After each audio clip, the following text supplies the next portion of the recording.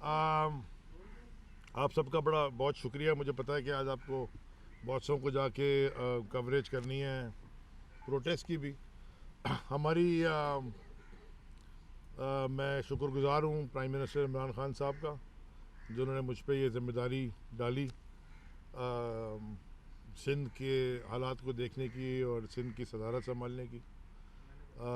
मुबीन जतोई जो मेरे साथ खड़े हैं, यंग मुबीन जतोई, हमने इनको सिंध का जीएस मुकर्रर किया।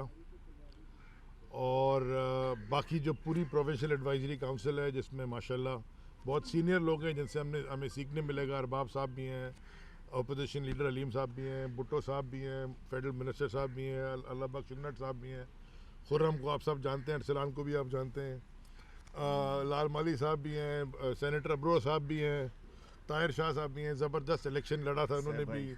और ऑफ कोर्स सैफ आपको बड़ी मुबारक हो आप जीएस कराची बनने पे। देखें जी, मैं छोटा सा रखूँगा। एक तो मैं बात करूँगा कि जो बल्दियाती ये जो ब्लैक लॉ, काला कानून जो ये लेके आए हैं, जिसको ना कभी असेंबली में डिबेट हुआ, ना इसके ऊपर कभी कोई कमेटी में डिस्कशन हुई, बल्कि मुझे कमेटी में भी बात करने दें।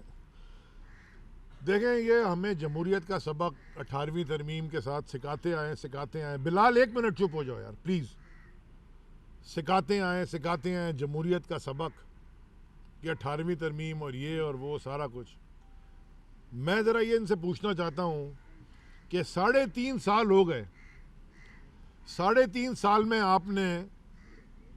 हमने नेशनल असेंबली की कितनी और सेनेट में कितनी कमिटीज़ उनको दी, कितनी कमेटियों के ये चेयर हैं, कितनी कमेटी के ये मेंबर हैं। वो खुद Bilawal Zardari human rights committee को चेयर करता है। और 3.5 साल, इन्हीं 3.5 साल में सिंध असेंबली में किसी भी ऑपोजिशन के मेंबर को, चाहे वो तहरीक इंसाफ का हो, चाहे एमक्यूएम का हो, चाहे जीडीए का हो, ऑपोजिशन के किसी मेंबर को किसी एक कमेटी में भी इन्होंने नहीं रखा। चेयरमैनशिप को छोड़ें, ये बात करते हैं वो क्या था, वो जो साइन किया था उन्होंने, चार्टर ऑफ डेमोक्रेसी। हाँ, मुझे ज़रा बताएं, उसमें तो उन्होंने ये कहा है कि ऑपोजिशन लीडर जो भी होगा उसके वो पीएससी का हेड होगा, पब्लिक अकाउंट्स कमेटी का। तो क्या सिंध में इन्होंने ये काम कर दिया? पहले फिरदौस शमीम नकवी साहब या ऑपोजिशन लीडर थे, और आप हलीम शेख साहब हैं, क्या ये पीएससी को हेड कर रहे हैं? सो ये कभी भी इनसे बड़ा जमहूरियत का डाकू है ही नहीं पाकिस्तान में। इससे बड़े मुनाफिक ही कोई नहीं है। पीएससी में मेंबर भी नहीं है कोई, मेंबर किसी भी कमेटी में नहीं है। और वहां पे आके हमें खड़े होके, जिनकी जेआईटीओ में नाम है उजैर बलोच के साथ कि उन्होंने कत्ल करवाए, लो जनाब, वो हमें बजट के ऊपर तकरीर करके तो हमें आईएमएफ की समझा रहे हैं और हमें इकोनॉमी चलाना सिखा रहे हैं। ये इससे बड़ी मुनाफिकत मैंने नहीं देखी। उसके बाद फिर ये लेके आया कि काला कानून, जिसकी हम सब ने बात की आज, जिसके खिलाफ हम आज एहतजाज भी कर रहे हैं सारी जमातें मिलकर। देखें, ये होगा क्या, मैं कराची के नहीं बल्कि पूरे सिंध के सारे शहरियों से मुखातिब हूँ। ये आपके बेसिक हकूक भी चोरी कर जाएंगे। इसमें जो ये बनी थी कराची ट्रांसफॉर्मेशन कमेटी, जिसमें असद उमर साहब हैं और अमीनुल हक साहब हैं और मैं हूँ, और इनके भी सीएम साहब भी हैं और इनके 2 वज़रा भी हैं और भी लोग बैठते हैं। उसमें इन्होंने वादा किया है, आपको याद होगा, एक मैं दफ़ा नाराज़ होकर चला गया सीएम हाउस से, बड़ी खबर बनी कि जी मैं चला गया। उसके बाद से मैं नहीं गया कराची ट्रांसफॉर्मेशन कमेटी की किसी मीटिंग में। उसकी वजह यह है कि ये तो इतना सफ़ेद झूठ बोलते हैं, ये वादा करके मुकर जाते हैं। इन्होंने क्या वादा किया था? इन्होंने वादा ये किया था कि जो ये अथॉरिटीज़ हैं, ये पहले जैसे डिवॉल्व थी वैसे होंगी। माने कि ये सिंध बिल्डिंग कंट्रोल अथॉरिटी नहीं होगी, हर डिवीजन की एक बनाएंगे। कराची बिल्डिंग कंट्रोल अथॉरिटी बनाएंगे, लाड़काना बिल्डिंग कंट्रोल अथॉरिटी बनाएंगे, मीरपुर खास की, हैदराबाद की, हाँ, सक्कर की, नवाबशाह की, ये 6 हर जगह की अलग बनाएंगे। इन्होंने वादा किया था कि जो कचरा उठाने का काम है, सॉलिड वेस्ट मैनेजमेंट, इसको भी डिवॉल्व करेंगे। ये उन्होंने कहा हम 1 हफ्ते में कर देंगे, हमें तो ज़रूरत ही नहीं है। ऐसा तो मैंने जब उनसे पूछा था सितंबर ऑफ 2020 में, तो उन्होंने कहा जी सीएम साहब ने कि हम 1 मिनट में कर देंगे, 1 हफ्ते में, लॉग इन या ऑर्डिनेंस के थ्रू या जो कर देंगे नोटिफिकेशन के थ्रू। वो आज तक तो उन्होंने किया नहीं। ऊपर से ये लेके आ गए ब्लैक लॉ, काला कानून लोकल बॉडीज़ का, जिसमें सारे के सारे इख्तियार इन्होंने, बात करते हैं devolution of power 18th amendment के बाद, 18वीं तरमीम के बाद, इख्तियार सारे सीएम साहब ने अपने हाथ में रख लिए। वो इसकी वजह ये है कि सीएम साहब एक बहुत बड़ी माफिया, सियासी जमात नहीं, एक बड़ी माफिया जिसका गॉडफादर आसिफ जरदारी है, ये उसके अकाउंटेंट है। कोई इस शहर में जिसने आवाज उठाई वो फारिग हो गया। माने कि जो शख्स 5 साल इक्तदार में फेडरल हुकूमत में रह के और 14 साल सूबे में इक्तदार में रह के, अब जब फेडरल हुकूमत सारे इदारे आपके मातहत, तो आप उस वक्त इस कौम की बेटी शहीद बेनज़ीर भुट्टो के कातिलों का आप नाम नहीं ले सके। आप अपने उसके भाई को जब आपकी हुकूमत ने मर्डर बता उसका नहीं आप बता सके। उनका जो वो क्या नाम था, खालिद शहनशाह जो भी नाम था, उसका मर्डर उसका वाले नहीं पकड़ सके। और सोने पे सुहागा ये कि जिस दिन बेनज़ीर भुट्टो को शहीद किया गया उस दिन मैं तो कई साल से देख रहा हूँ, पूछता भी हूँ कि जी उस दिन कोई कुरान खानी हो, फातिहा हो, कोई मजलिस हो, कोई सोग हो, वहाँ नाच गाना हो रहा है। वहाँ पता नहीं कोई वो गाने लगा लगा के सारे सिंध से लोगों को इकट्ठा करके बेचारे वो ज़बरदस्ती उनको बोलते हैं वहाँ आ जाओ, फिर ऊपर नाच गाना होता है। ये किसकी बरसी पे हुआ है? किसने अपनी माँ की बरसी पे नाच गाना किया है या किसने अपनी बीवी की बरसी पे नाच गाना किया है? मुझे तारीख में तो बताओ, कभी किसी को देखा है? लेक्चर दे रहा है खड़ा होके वहाँ पे हमें जमहूरियत के। तुम पहले इंसानियत तो सीख लो, बाद में जमहूरियत सीखोगे। दूसरा जो मैं ऐलान करने जा रहा हूँ, जो मैं कल से आपको कह रहा था, जिसके लिए हमने पूरी मुशावरती काउंसिल बुलाई है, पहली मुशावरती काउंसिल थी, और जैसे मैंने कहा मैं सबका शुक्रगुजार हूँ कि सब जगह से लोग आए, और जो नहीं आए इंशाल्लाह वो भी अगली दफ़ा में आपको यहाँ नज़र आएंगे, और क्योंकि इसकी ये भी तादाद भी बढ़ेगी। वो फरमाते हैं, वो ये एक मुहावरा बचपने में सुनते थे ना, उल्टा चोर कोतवाल को डांटे। हाँ, वो फरमाते हैं बेबी जरदारी साहब कि मैं 27 तारीख को कराची से मार्च करूंगा लाड़काना, कहाँ? इस्लामाबाद तक। कराची तकरीर फरमा रहे हैं नेशनल असेंबली पे बजट की, और ख़त्म इस पे क्या कर रहे हैं? मैं कराची से मार्च करूंगा इस्लामाबाद। तो मैं आज ऐलान कर रहा हूं बेबी जरदारी, 27 तारीख को मैं गोटकी से मार्च कर रहा हूं कराची तक। मैं अब गोटकी से, पूरी पार्टी मेरी मुनज़्ज़म, पूरे सिंध के लोग मैं लेके आ रहा हूं कराची, क्योंकि जो तुमने और तुम्हारी हुकूमत ने और तुम्हारे वाले साहब ने और तुम्हारे अकाउंटेंट सीएम ने और बाकी तुम्हारे जो 4-5 वज़रा हैं, जो तुमने हाल किया हमारे सूबे का, ना तुम पानी ला के दे सके, वो फेडरल गवर्नमेंट K4 करे, ना तुम बस चला सके।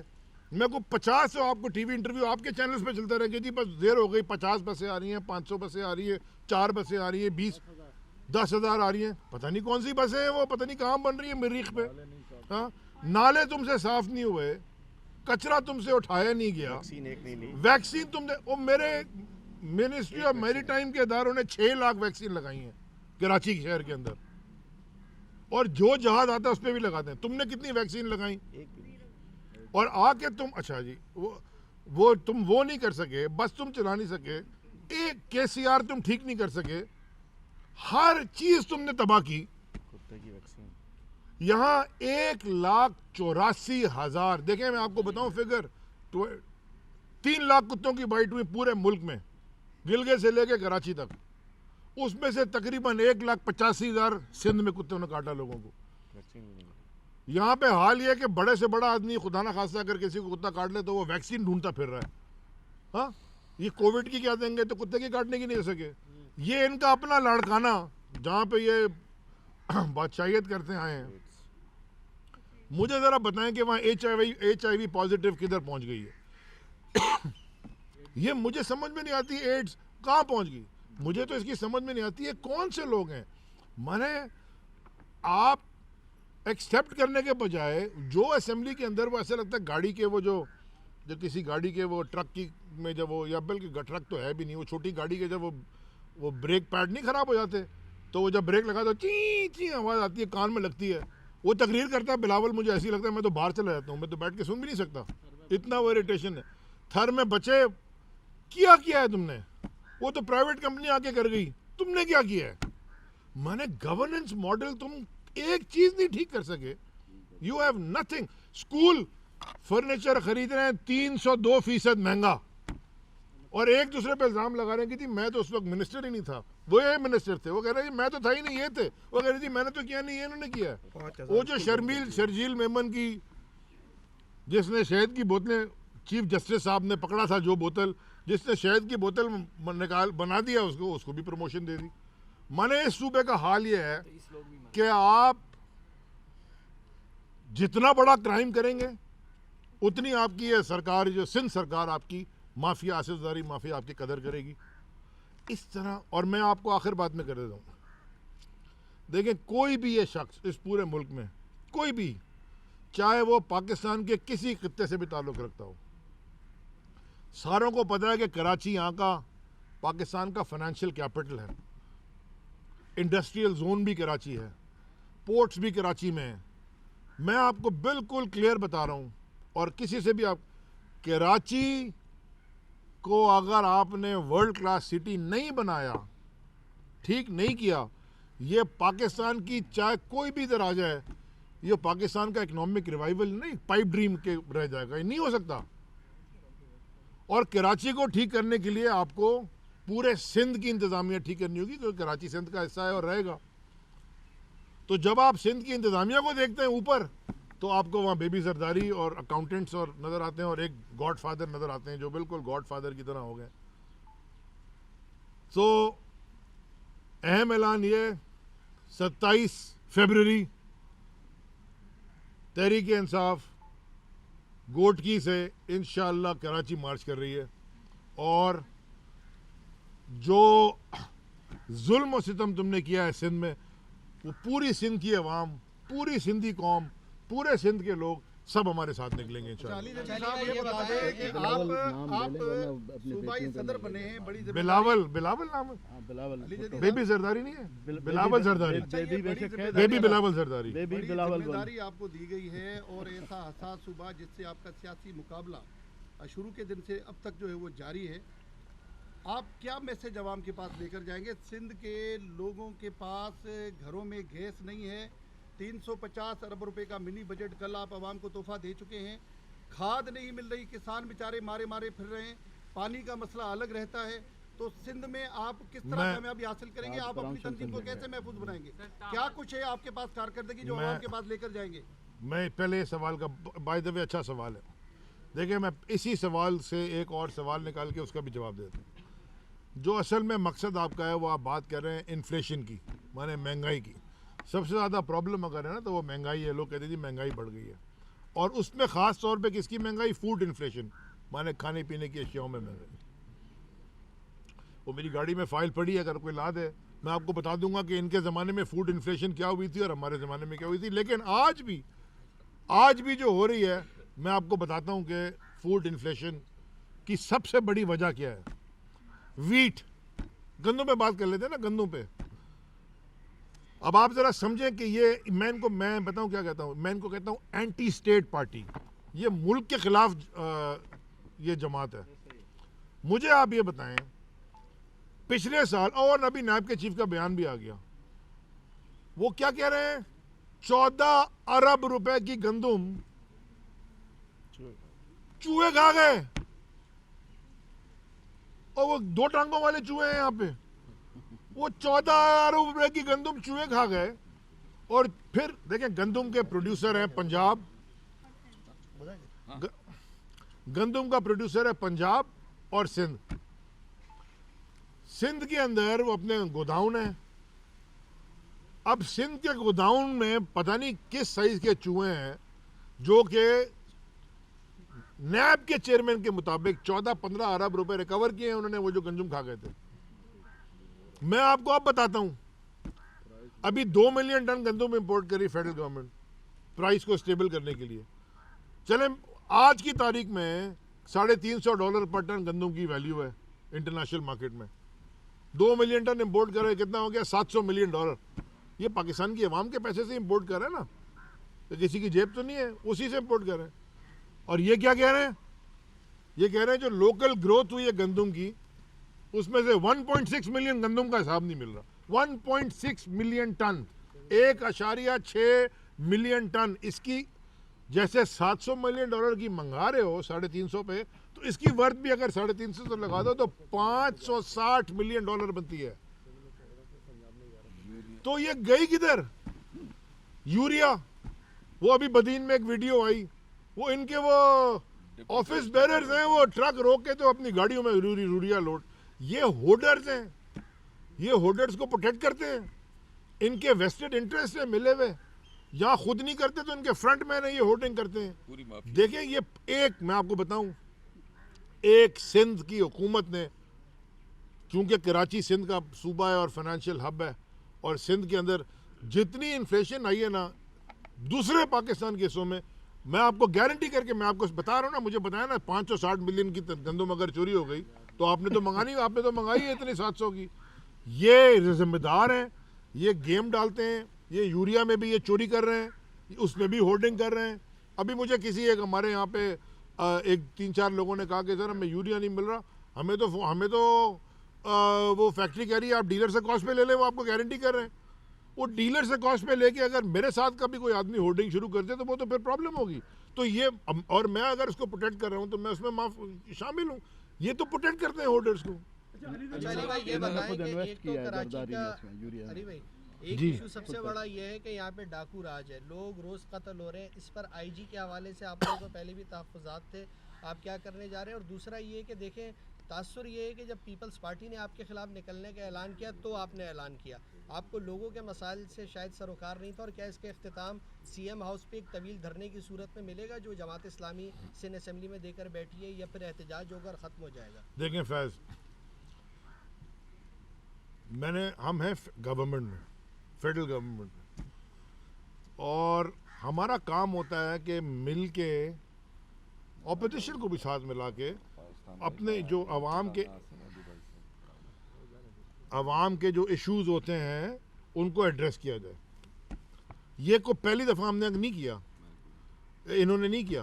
पहले वो आ रहा है, पता नहीं कौन आ रहा है, मौलाना आ रहा है जा रहा है, वो इधर लगे रहे। उसके बाद ये पीडीएम ने जलसे निकाले, भागे फूगे, जलसे करेंगे, ये करेंगे, वो करेंगे, वो जलसे लॉन्ग मार्च करेंगे। इन द मीन टाइम अपनी ये दिखा नहीं रहे, इस्तीफे दे लो। हाँ थैंक यू सही, इस्तीफे लेके आए थे, इस्तीफे देंगे, इस्तीफे शक्ल देखी है इन्होंने, इस्तीफे देंगे। तो अब हमने क्या फैसला किया, क्योंकि ये जो हमारे साथ कर पूरे मुल्क का नुकसान कर रहे हैं, अगर ये इन्होंने ऑपोजिशन, तो हम यहाँ ऑपोजिशन पार्टी है ना फिर सिंध में। अब हमें बताएंगे कि ऑपोजिशन हमने तो फेडरल गवर्नमेंट की जमात और जो पंजाब हुकूमत में बैठी हुई थी उसके खिलाफ ऑपोजिशन की थी, जब हम एमएनए भी नहीं थे, अनइलेक्टेड थे। तो ये अभी हमारे साथ करेंगे ऑपोजिशन। अब हम उनको बताएंगे, ये धमकियां देते हैं, इनको हम करके दिखाएंगे कि ऑपोजिशन है क्या और कहाँ जाएंगे। फैज ये मैं आज नहीं बताऊंगा, मैं आपको बाद में बताऊंगा। आपने जिक्र किया, नूर आलम खान ने मुतालबा किया है कि जो कौमी असेंबली में फ्रंट सीटों पर बैठे उनका नाम ईसीएल में डाला जाए। दूसरा, पाकिस्तान के सबसे बड़े सूबे पंजाब में ऑर्डिनेंस के जरिए से बल्दियाती कानून लाया गया। पीटीआई मुल्क की सबसे बड़ी जमात है, क्या उस्मान बुज़दार सरकार के खिलाफ भी कोई एहतजाज का प्रोग्राम है? नूर आलम खान ने, वो हमारे पार्टी के नेशनल असेंबली के मेंबर हैं, और ये भी मैं आपको बता दूं कि ये भी मैं इसको, हमारी पार्टी की खूबसूरती भी है। देखें, वो किसी ने मेरे ऊपर अगर क्रिटिसाइज़ करना है, मैं अपनी ज़ात की बात कर लेता हूँ, किसी ने किया करें, मैं कभी भी जाके, आज तक कभी भी जाके नहीं देखता कि मैं उनके खिलाफ टीवी पे बयान दूं, या मेरी कोई ट्वीट भी उनके खिलाफ नहीं है जब तक वो जमात में। अभी भी कुछ था, हमारे दोस्त हैं वो बड़े गुस्से में थे किसी बात पे, अभी उन्होंने खुद ही तस्वीरें ट्वीट की हैं, मैं उनसे गले मिल रहा हूँ। देखिए, सियासी आदमी का काम क्या होता है, पहले सियासी आदमी का काम होता है एडिशन, इकट्ठा करना, लोगों को जोड़ना। हमारी जमात में लोग हैं, अगर किसी के इख्तलाफात हैं हम उनको जोड़ेंगे, आपस में मिलाएंगे, उनके इख्तलाफात दूर करेंगे, बशर्त है कि उन्होंने कोई कौम की साथ खजाने में चोरी ना की। अगर नूर आलम खान साहब ने ये कहा है असेंबली के फ्लोर पे, मैंने नहीं सुना, मैंने सुना है कि उन्होंने कहा है, मतलब मैंने अपनी कानों से नहीं सुना, तो वो प्राइम मिनिस्टर साहब हैं, प्राइम मिनिस्टर है, वो प्राइम मिनिस्टर को जाके कहते हैं, बाकी इदारे हैं वहाँ जाके कहते हैं, हमें इससे कोई फर्क नहीं पड़ता। अच्छा अली साहब ये बताइए, आखिरी करने फिर हमने निकलना। बताइए कि आप कहते हैं कि सिंध हुकूमत ने कुछ नहीं किया, लेकिन ये बताइएगा सिंध हुकूमत तो इश्तिहारात भी चलवा रही है टीवी पे कि सड़कें बना दी कराची में, तरक्की के जो है उन्होंने बहुत सारे प्रोग्राम मुकम्मल किए, उस पर क्या कहेंगे? अगर इश्तिहार की जगह वो पैसे खर्च कर देते असल काम में, तो शायद इश्तिहार चलाने की जरूरत ही नहीं पड़ती। जी जी केपी में इंतखाबात हुए बल्दियात के, उसके बाद जो तहरीक इंसाफ की पोजीशन है, तो जो महंगाई है सिंध में बल्दियाती इंतखाबात होते हैं, तो क्या वो रिपीट नहीं होगी? अच्छा देखिए, मैं आप बड़ी ज़बरदस्त आपने बात की केपी के वाली। मुझे ज़रा ये बताएं, 2-3 सवाल निकलते हैं। ये भी तहरीक इंसाफ है जो हर चीज़ दफ़ा नया ट्रेडिशन लेके आती है इमरान खान साहब की क़यादत में, तो ये भी इमरान खान साहब की क़यादत है जो कि साफ़ और शफाक इलेक्शन कराती है, बिकॉज वहाँ किसी ने नहीं शोर किया कि इलेक्शन ख़राब है, सिवाय हमारे खुद के लोगों ने कहा कि जिगर पड़ रही है। हमने, हालांकि एडमिनिस्ट्रेशन हमारे सूबे की हुकूमत के अंदर होती है, जो शोर कर रहे हैं उनसे पूछे तुम कितना जीत गए। मैंने ये इतना इन्होंने आसमान में हंगामा टीवी पे खड़ा किया नून लीग और पीपीपी ने, ये खुद इनका क्या रिजल्ट है केपी के में। हमारा तो फिर अभी आधा इलेक्शन में 17 और 15 के ऊपर है ना, हम 17 शायद उनकी हैं एफ की और 15 हमारी हैं, अभी बाकी इलेक्शन बाकी है। ठीक है, हमें कुछ करेक्शन करना पड़ा, हम करेक्शन कर लेंगे। इन्होंने खुद, ये तो खुद तो जीते कोई नहीं है और आगे तकरीर करें, रिजल्ट आ गया। अब तुम्हारा क्या रिजल्ट आया, अपना रिजल्ट तो ठीक कर लो, बाद में हमारे पास आना। लास्ट सर, फिर आपको भी जाना है, मैंने भी जाना है। 1.5 घंटा इंतजार नहीं किया, पूरा आपने 30 मिनट इंतजार किया।